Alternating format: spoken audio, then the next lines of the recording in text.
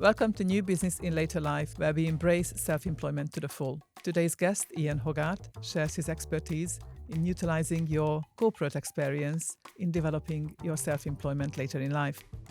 Let's hear it from Ian. So retirement can feel like losing your relevance, perhaps, but does running your own business reignite this challenge or gives you a purpose and some kind of a recognition?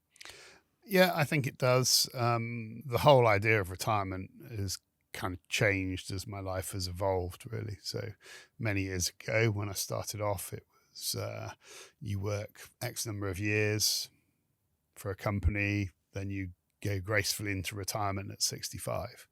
But actually, the reality of that is very different. I don't think people are as old now as they were possibly when I was younger. So 65 is now really no age. And I think about it now, and my attitude and views are often very similar to when I was younger. So you see the world through young eyes. And that's a really important piece to understand. You don't feel particularly 65. So therefore, if you look at your life going behind you, you've done a lot of work necessarily I did for corporates, etc. And now I still have a lot of things that I would like to have done that I haven't done, but I don't feel that I'm not able to do that.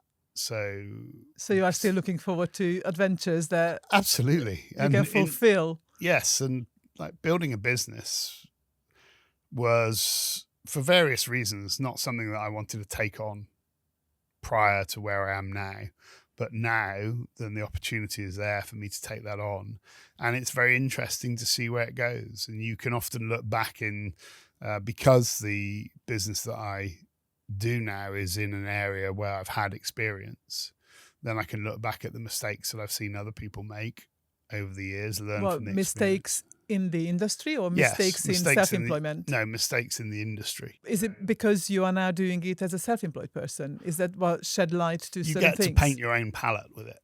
So interesting. Are you able to go into any details? You can set out and work the way that you want to. So when we look at the industry that I work in, which is mortgages, it can be very corporate and always has been in the past. So if I give an example, you would always see a mortgage broker, they'd be wearing a suit and a tie. And nowadays, since really COVID, that has been, the edge of that has been knocked off the marketplace a bit. However, you can still go and see mortgage brokers now that wear fully suited with ties for you to go and see them. Do you think as a society we kind of expect people in corporate or in that kind of a business to wear a suit and tie? Definitely. There's certainly a corporate code of dress, in my opinion. For instance, to give you an example, I spent time working with GE, which were, depending on the price of oil, the largest company in the world. And there was definitely a dress code that you had there. Now, it wasn't always suit and tie, but certainly it was Pringle jumpers draped over your shoulders and chinos. And if you didn't have that look, you didn't fit in. So I think there is this corporate expectation. And I think nowadays, the formality of that has been knocked off a little bit through possibly COVID, but some other pieces. So when we set out to look at our own way of conducting mortgages, we tend not to wear suits. I was going to say, or could it be just a simple change in society where, like you say, you are at 65 and you feel young, but people coming out, it's a bit like McDonald's. There were generations who would not even go in there, but then there are now older people who grow up with that and stay young at heart in a different kind of way. Could be a change across society, but I still think those formalized people are there. Even if you look at a little bit further, estate agents, for instance, often you go to the corporate estate agents, they're now still in suits. You go to the less corporate, the more individual estate agents. Or is it just because it's easy? They're not. I don't know, because I still will wear jackets. I will wear suits on certain occasions, but generally day to day, no. And also generally day to day, that rolls out into the rest of the business that we do. So we want to be more approachable. We want to be more available. So we don't tend to work office hours in the same way as some of the people that do our similar role would do. We're always available for our clients. That's shaping the business that we do. So those are observations I've had in the past where I feel, if your client really needs to talk to you at 5 o'clock on a Saturday, then talk to them. Whereas with a lot of people... But of course in corporate, you're not going to do that. No. So when it comes to swapping the constraints of the corporate world for the freedom of self-employment. How does that actually fit in? Well, I think there's a myth, and the myth is that if you work from home and you work yourself, then you have an easier life. But actually, I've always worked in a sort of individual environment. So I've always been based from my home address for many, many years, even when I worked in a corporate. And the reality of it is, in my opinion, you work longer hours and you work harder. When you work corporate and you are at home? Yes, when you're working corporate, when you're at home. But even now, we tend to work long hours at home because you're always next to your computer. Yeah, that is true. You can always pick it up and go. What makes a difference? What makes you happier about working long hours now? Well, I think that we're working on our own. The success that we bring, rightly or wrongly, is now all of ours. So we benefit directly from it, which is a great feeling to have. You feel that it's worthwhile. And also, you don't have to put up with the nonsense. So you don't. I was just about to ask, what were the things that you decided that you were no longer willing to give to your corporate employers? Let's say things like we have a very good view with our people that work with us in the business. And the view is that as long as you get the work done by the time that we need it, you can do it when you like. So if you want to do it at 8, 9 o'clock at night, do it at 8, 9 o'clock at night. If that means that you can spend time with your children during the day, then that's great. Well, we're in a corporate world, you don't really have that. I mean, there's a lot of noise around, we do this and we allow flexibility. But they don't allow flexibility in the same way. And this is demonstrated by what's happened after COVID, where everybody sort of moved out of the office, but now they're desperately trying to get their people back into the office. And I think I understand that because there is a trust element to it. Do you want results quicker and prefer a private deep dive? Alongside my group programs, I offer one-to-one mentoring. To find out how to work with me personally, please use the link in the show notes. Did you work through for your corporate employers while we were in COVID? Yes, absolutely. Worked like a dog. Going back on what you said a little bit earlier, that when you work in corporate and then you have your flexible days when you work from home and you work hard. I mean, I remember times when I was allowed, because I worked in St. Austell, so I had to commute 50 minutes every day. So my supervisor allowed me to work at home. And she kind of hated it because I would take files home, but then I would come up with questions and literally I would be bombarding her with questions all day long, and kind of that disturbed her, but she knew that I was working really, really hard.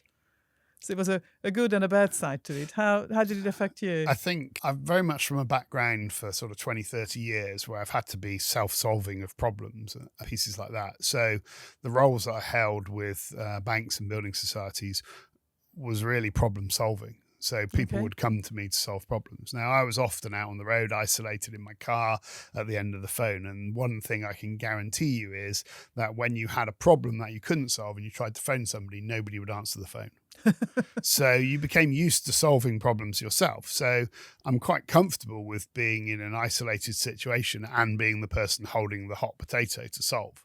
That doesn't ever hold any fear for me. It allowed you to develop to be a problem solver in an isolated situation. Yeah.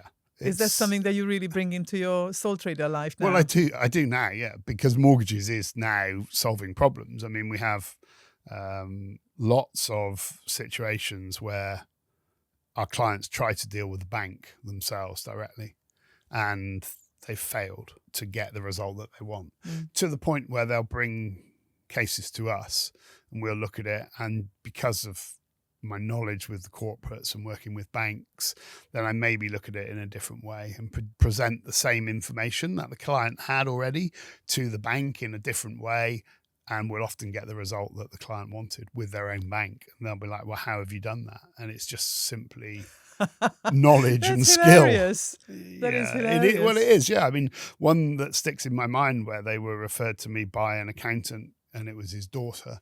And they said, we're trying to run an extension on the house, Ian. How much money do you need? 90,000. Okay. Well, you've given me your information about your income and I've looked at it and that should be able to get you what you want. Yeah. So what happened? Well, we took it to our bank, who will remain nameless, and they said we could have 19,000. And I'm like, okay, let me have another. That's a fraction. Yeah, it is a fraction. So then I looked at it, went to the bank, came back and said, yeah, I can get you 90,000. They went, fantastic. How did you do that, Ian? I'm like, well, with your bank. But how can you do that? It's just the way I presented it. And to be fair, the bank did squirm a bit, and they did like try and not convert it because they could see that it had already been through their system once. Because you've got this lifetime of experience and resilience to bring with you into this new self-employed business. So what kind of encouragement can we give people who may have worked corporate all their lives and they are at the stage where, oh, I do want to start up a business, but I don't know how to, and I don't know what to do? I wouldn't necessarily advocate going out and starting a business in something that I didn't know about. I think you're adding problems to the pile which don't need to be there.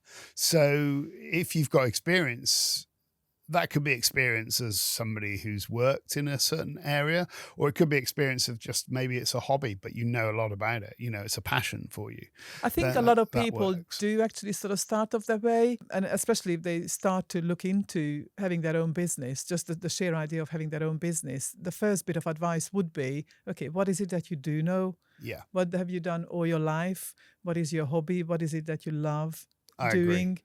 And then see if you can make that into some money-making. Make it work for you. So you can take crossover skills, so problem solving, just the methodology of taking something from A to B in a corporate world. So you can take all of those skills and you could apply it to something that you want to do for a business.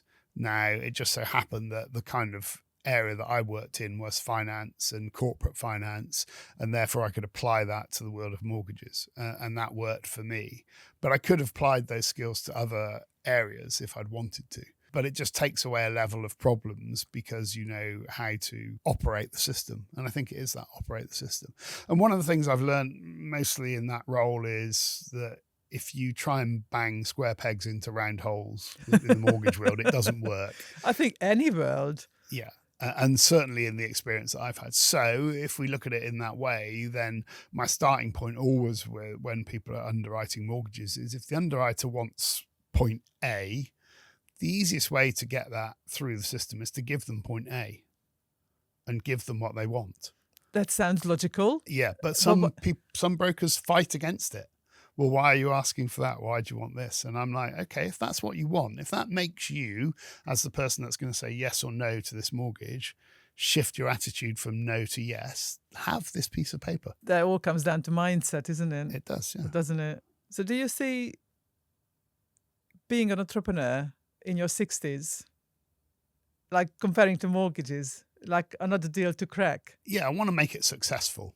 And I bring experience into an environment where maybe some experience was needed. And if that helps then add a cog to the system that makes the whole business become more successful, then that's a really nice feeling. I'm not envisaging any time soon that I'd want to give up what I do. Okay. So I kind of enjoy the interaction with it. I enjoy cracking the problems and pushing cases across the line. But I think I've done that previously with helping, and I see it as helping people get where they want to be. The bottom line is with the mortgage world, nobody really wants a mortgage. It's a need. People need a mortgage to get where they want to be. They don't want to pay out hundreds of pounds a month to a bank, but they need a house to live in, or they need a business to. It's sort of renting from the bank, isn't it? Kind of, yeah. But I think there's always the view at the end of it that you'll be free of the mortgage someday, and then you won't actually have to pay that. And that's attractive for a lot of people because in later life, maybe their income isn't going to be as high as it is now. Were you inspired by this conversation? Well, imagine applying these ideas directly in your own life. That's what we do in the 6-week program. There are practical routines that power results. Please find out more in the show notes.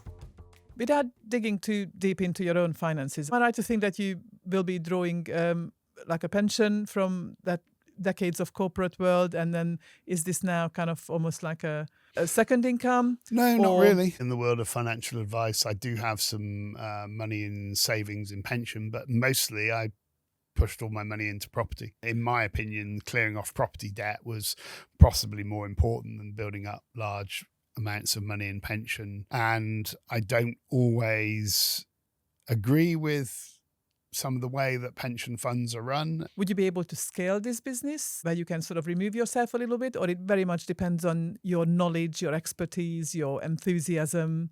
No, we could towards it? scale it if we can find the right people to work with, but they're not always of the same thought process that we are. When we do our business, it's all self-generated.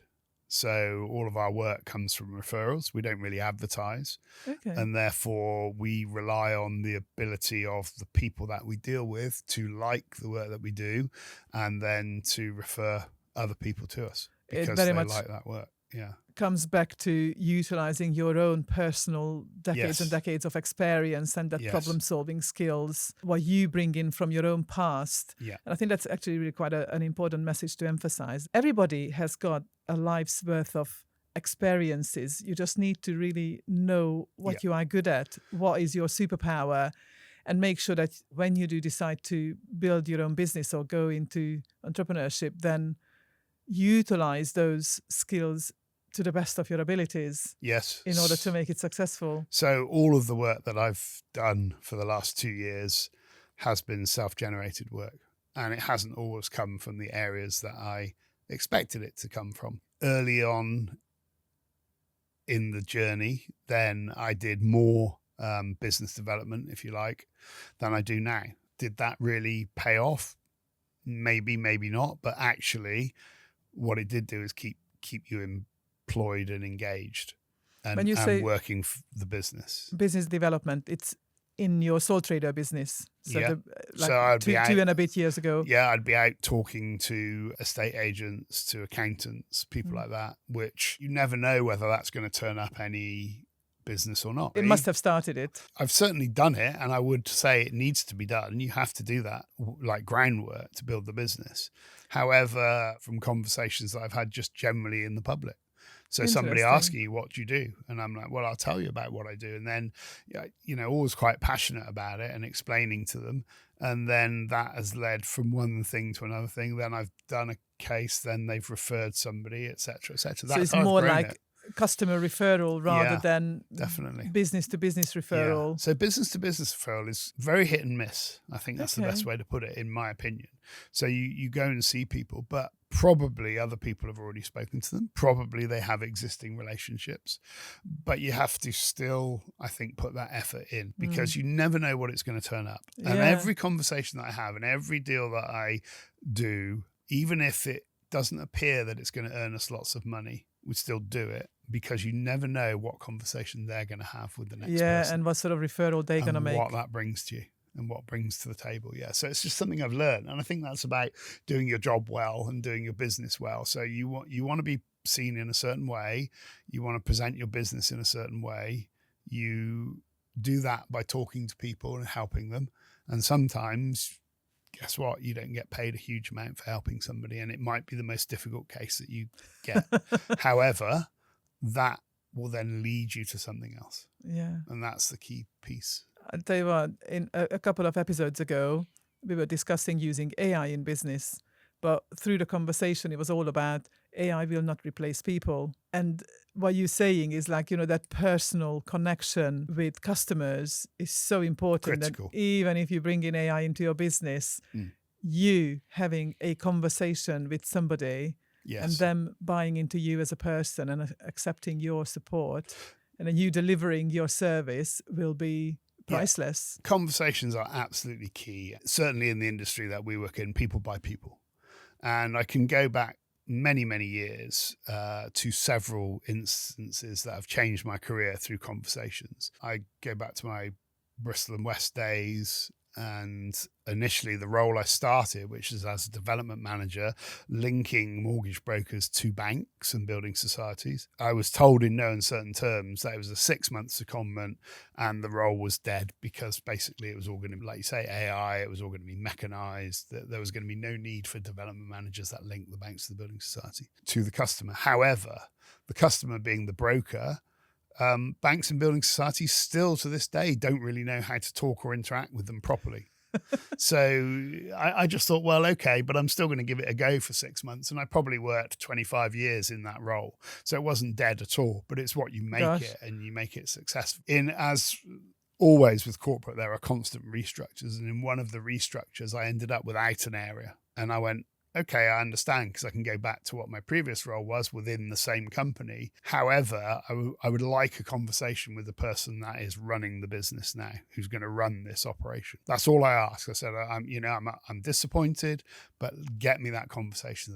And the person that was there was true as his word, and he got me the conversation. I always remember going into that room, and then I spoke to the guy that was going to run it in the future, and I went, look, this is what I do, this is what I've done, and this is why I'm passionate about it. I left the meeting, and then as I was driving home, I got a phone call, and he said, rather than start that new role in, can you just go home, because I think you'll be useful to the team that we're putting together for us to bounce ideas off of you with the brokers that you've been covering. So I did, and then after 4 days, he phoned me up and he just said, I've got you an area now. There you go. So be bold. Just out of that one conversation. Yeah. Speak to people, ask. If you don't ask, you don't get. You don't get, yeah. I Don't love be frightened cliches. of those conversations. So Absolutely. and that launched my career. But going back to self-employment in a later stage of your life, Yes. why now? I think the opportunity came up. I took on a role which wasn't self-employed, which involved another hour a day at either end of the day driving. And I've always driven a lot of miles, so 60,000 miles a year sometimes. And as I got older, it became a bit more difficult and the roads are a bit harder nowadays. And I think I looked at that and I thought, well, really, if I'm ever going to do this, now is probably the time to do it. And I think I was probably, we'll go back, I was 62 then. And then, so I just took the leap of faith, really, put the faith in my own abilities. And it was a situation that had also came about with a business partner that I worked with, where the opportunity was there for me to help with the knowledge that I had. Right. So again, in so that were you situation, kind of like at the right time? kind right of place? right place. It just felt right. Was it to like do. a perfect storm in a way? Yeah, almost. Not quite. I could have stuck out at the job that I did, but I wasn't really getting the same satisfaction.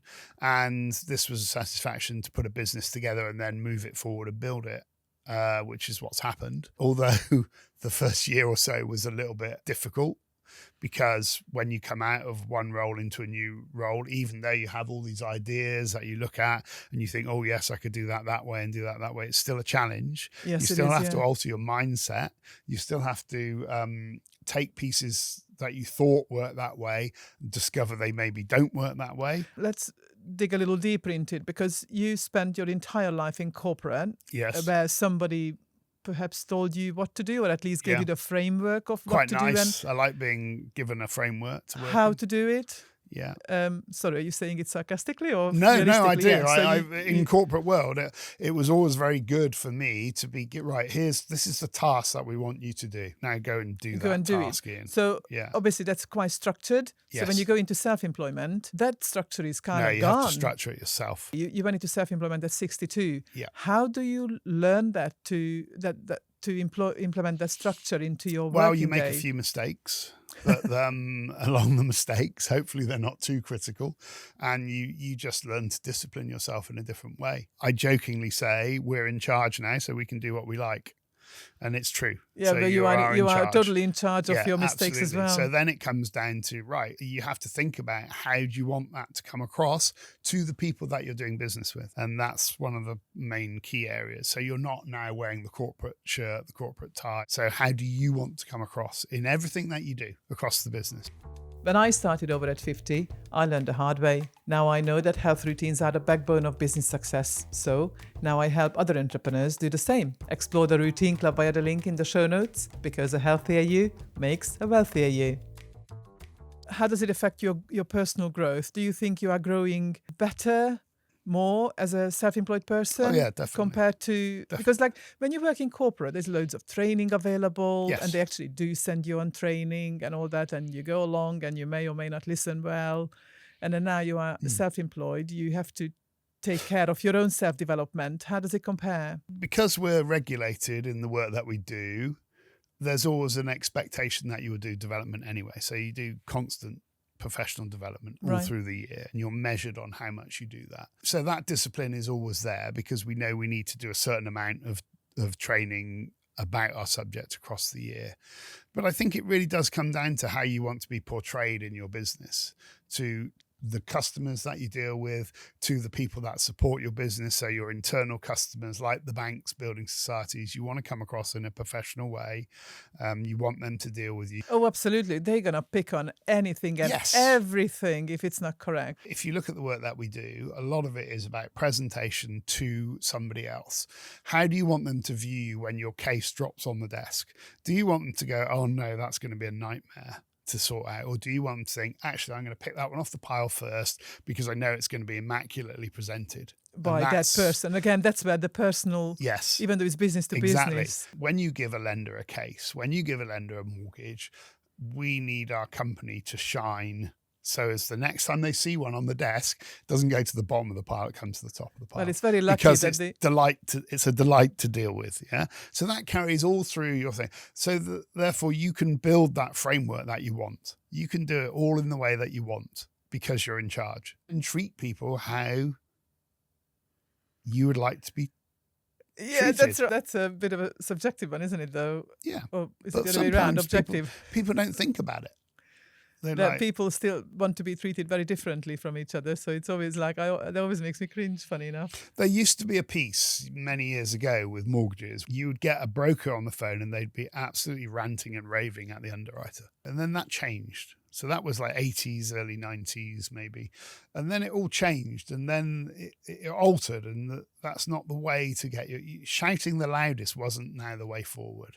But sometimes in corporate, shout the loudest, be the most brash, get in front, and then you get noticed. But that changed, and now it's much more about you need to be good to work with. You need to be nice, you need to be professional, you need to overcome problems. That's interesting. So there's a lot of people management definitely involved in what I like putting to a call mortgage remote application teams. Yeah. So I've always worked with remote teams. So I have to put all these elements together, but I never really see those people. And then when I put those elements together, I need it to work smoothly. I need it to all come into effect and work how I want it to work. The whole system applies to any business that people want to set up at home, because you still have to have an accountant and yes. an insurance broker and all sorts of people to support you in your own business. Yes. And your internal customers.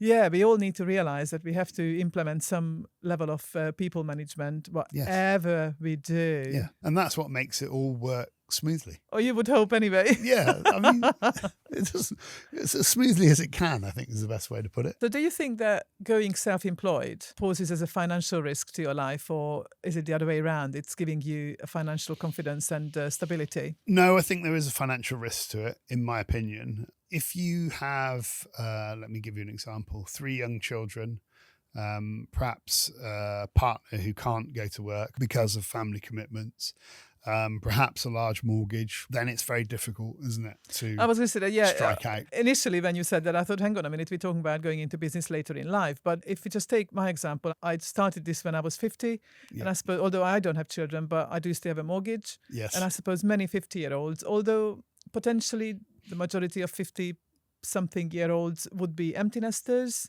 where the kids have grown up and going to uni, but I suppose there are potentially just as many who still have children at home, so they need to think about that. And sometimes, even at 50, keeping a roof over your head is still an expense. Yeah, and a liability, Yeah, and nowadays where mortgage rates have risen relatively, then the cost of a mortgage, a lot of people now, where they used to have 25-year mortgages, now have 40-year mortgages.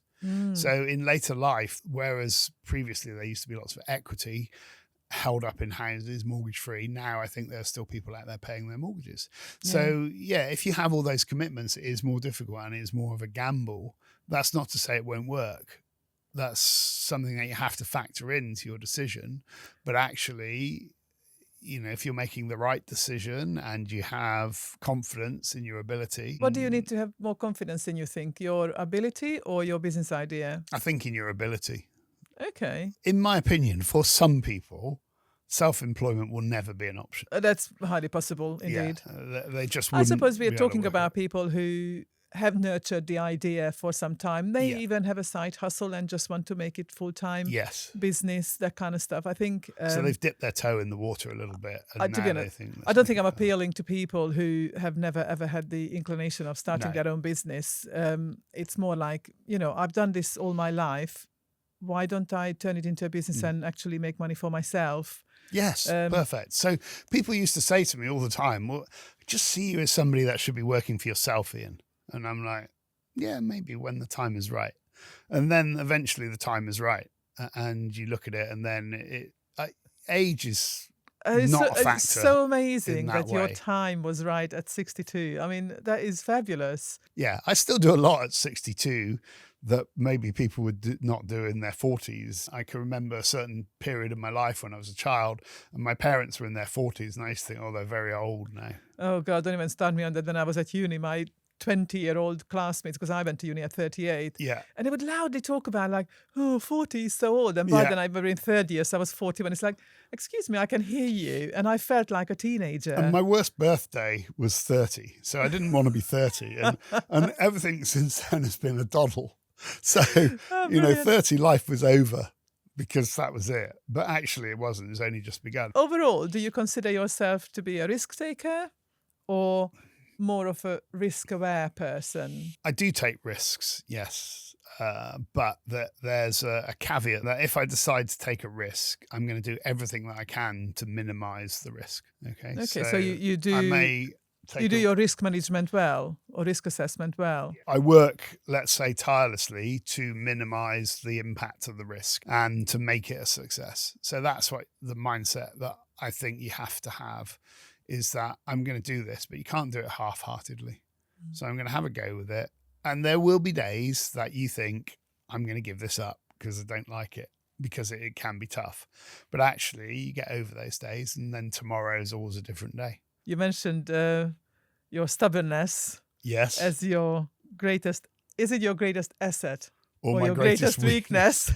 That's a good question. And how has that shaped your business journey? I've always been stubborn since I was a child. I've got into some really interesting situations with regards to stubbornness, to the point where when I was working with Bank of Ireland, I featured on one of their training videos as somebody that wouldn't let something go because I couldn't put it behind me, and it was a work-related piece, and I just couldn't see beyond it, and it really bugged me. But it was funny that I then featured as an example. But was it something that you solved because of being stubborn? It was something that we were doing as a business, and I didn't think we should be doing it that way. But they were explaining the reasons behind it. I still didn't want to let it go. I still thought it was wrong.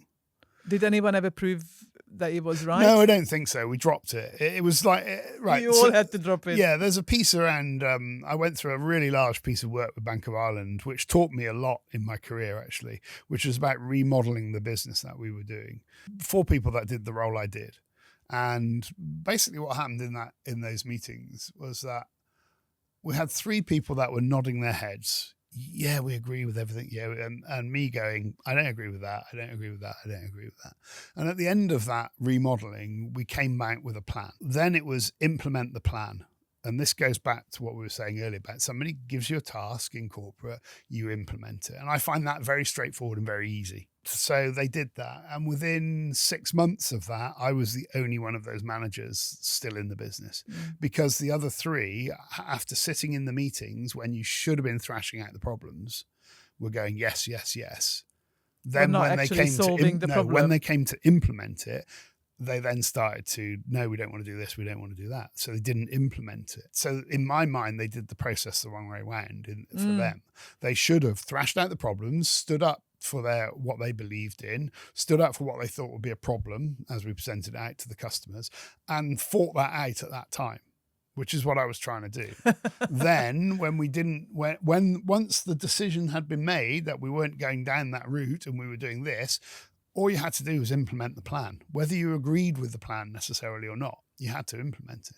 But then they didn't want to implement it, and that caused much bigger problems to the business. Well, I learned a very valuable lesson in life there. It's about there is a time to formulate the plan and there's a time to implement the plan. Can we just repeat that? So there's a time to formulate the plan. Yeah. And a time to implement the plan. That's so right. when it comes to, if we just reflect it back to business, plan it out as best as you can. Yes. Because a lot of people say, just take that first step, just start doing it and then work it out later. But still, you will always have to adjust as you go on day to day. So we adjust day to day. But overall, you want to have a plan. Formalize a plan. I would say, our plans are always 12 months. Okay. So some people go, oh, tell me about your 5 year. Where do you want to be in 5 years' time? No, we go 12 months. And it's like, right, at the end of, let's say we look at it in this, right. How often do you review it though? Every 3 months, 6 months?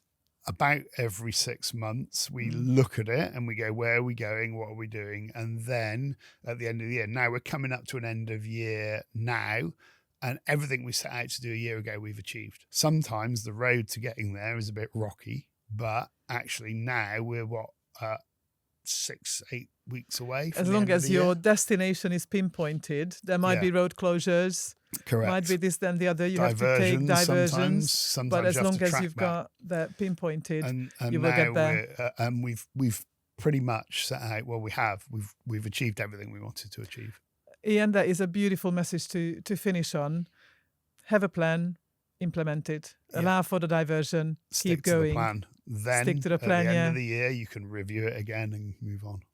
Thank you very much for your very welcome. insights. I truly hope that with this conversation we inspired many people who are thinking about starting up a new business in later life to do so and utilize their knowledge and just get on with it and embrace the rest of their lives. I think embracing it is the key. Really embrace it and have your best go. The worst thing that can happen to you is you fail. Thank you, Ian.